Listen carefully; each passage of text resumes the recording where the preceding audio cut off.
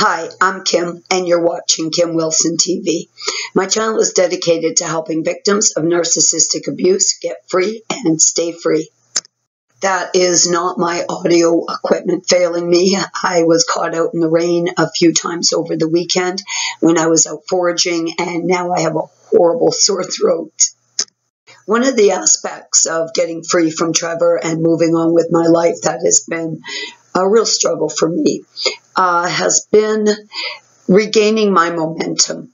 Now, of course, prior to the abusive relationship with Trevor, I had a very active life, tremendously interested in aromatherapy, natural herbs, natural tea, infusions, herbal teas, which was a very big hobby of mine. Of course, I'm a jewelry designer, and, well, all of it was gone. If I would just wander away from the house to go into a wild space near the house just to look at wildflowers and things, of course, he would pick on me and ridicule me. And I just eventually gave up on those types of hobbies. Now, when I first got free, it was the fall, so the winter came on quite quickly. And I live in southern Saskatchewan, and the winters here can be brutal. So it does, well, it leaves you kind of homebound, and I've so been looking forward to the spring. Spring is here, and we're very quickly moving into summer. Now, as part of my new rituals, new pattern-forming behaviors to help break that cycle of isolation and, well, just those feelings of absolute desperation. As soon as the spring hits, I always get up at 5 in the morning. But now, rather than mope around the house, of course, when the spring hit, I got up, I got dressed, I got showered, and I went out. Now I'm surrounded by wild prairie spaces. So I have been harvesting wild herbs, wildflowers, edibles, of course, and very medicinal plants, which I have been infusing to create teas, healing teas. And I will be opening an Etsy shop soon. I'm getting very close. But I really feel so much more empowered now that I've been able to return to doing some of the things that I love. And this morning I got up very early, and I was out foraging for a beautiful plant, and I'd love to show that plant to you guys today because it grows all over the world, and I know you're going to have access to it, and it's just wonderful to be out in nature, to be harvesting these beautiful plants, and this one's particularly fragrant. It's called Dam's Rocket, most commonly known as Sweet Rocket. And this is the plant here. I'm sure you're all familiar with it. I have it here just in a vase with water. The plant, actually, when you find it in a wild space, pulls out very, very easily. It has a very tiny root system. So if you do see them growing along the side of a road or in a wild space, be certain to pluck one out and put it in your garden, or they'll grow beautifully in a container. You can put it on your balcony or keep it in your house. It's a beautiful plant. And it has a lovely, lovely fragrance. In fact, it's soon, as we move into the summer, it's going to grow very long, narrow seed pods. And the seeds are actually used by the perfume industry for their beautiful fragrance.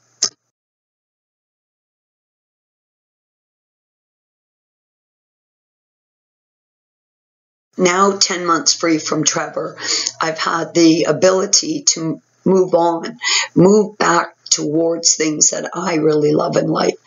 There's nothing I love more than wildflowers, wild plants. I love foraging, and I've always been really, really grateful for the tremendous number of natural, vitamin-rich superfoods that nature provides, free, growing everywhere, that most people would just overlook. Dam's Rocket can be found all over the world, and I'm sure it's blooming right now in your neighborhood. Maybe you're lucky enough to have it in your yard. I have about 50 plants in my yard, and it's a self-seeding plant, so I'm really, really excited with the way it's growing in my yard right now. Now, with this plant being so rich in vitamin C and so beautiful, I just find it really exciting to prepare it and cook it. Now, I don't know if any of you have cooked this beautiful plant before, but it has an absolutely delicious flavor, and I want to share that with you guys today. I've picked these several hours ago, and I've had them in water, but you can put them in the refrigerator if you want. Now, what you want to do is you want to remove the leaves. The smaller leaves are better. Every part of this plant is edible, so I'm just going to pick those and put them in a bowl. Now, the stem is edible, but the stem gets very, very tough as it gets thicker. So I usually only use just a little bit, maybe 3 inches of the plant. So I'll get these all clipped and washed, and we'll see in a minute. Now, I have all of the flowers washed. They've been through the salad spinner, so they're quite dry. You're going to use the flower heads. These little blossoms that have not yet opened are perfect. This is typically as big as I'm going to go with one of the leaves. Now, it's very, very easy to identify this plant. And, oh, smell. Oh, my God. Now, I've got my frying pan going, and I've got some butter melting in there. And as soon as that butter's bubbling, we're going to drop these in.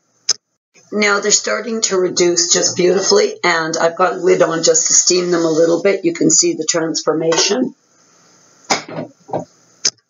Now, these have crisped up beautifully, and I'm just going to put them out on the plate and show you guys.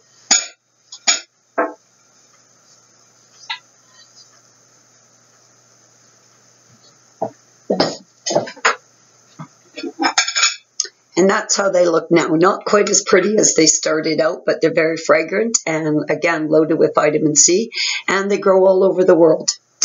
Certainly, I think we're all going to admit that it can be quite a challenge moving on once you get free. And I do recognize that initially, once we get free, we kind of have a state of elation, like we're just so happy to be free. But I found it to be a bit of a pink bubble, which later actually burst quite quickly for me. And I found myself sort of at odds, wondering how do I now pick up the pieces and restore my life to what it used to be. Well, this has been it, really getting back out into nature, really revisiting my love of wild natural things, tea infusion, and eating wild herbs and flowers and things like that, which is something I've always really loved. Now, I wanted to share this recipe with you guys because if you have been self-isolating as I have, I think today might be a really great day, if it's nice in your neighborhood, to go for a walk and see if you can find any sweet rocket. And I think you'll really enjoy cooking it. Now, you want to cook it till it's crispy. It is no longer that beautiful, vibrant green and purple. It goes brown, but it's absolutely delicious. Just a little bit of salt, pepper, and butter. And it actually tastes a tremendous amount like popcorn, surprisingly. But, if you do go for a walk today, get out a bit, get a little bit of fresh air, and see if you can find some of these plants.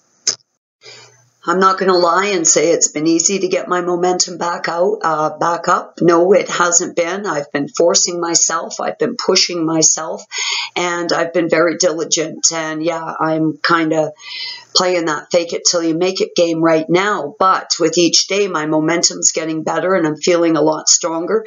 And another thing that I've noticed in doing this is I actually feel happy. Like, I really feel happy. I felt like my, happiness switch had been turned off and nothing was making me happy. And day by day, I'm really feeling quite elated and really looking forward to the next morning and getting out my little kitty.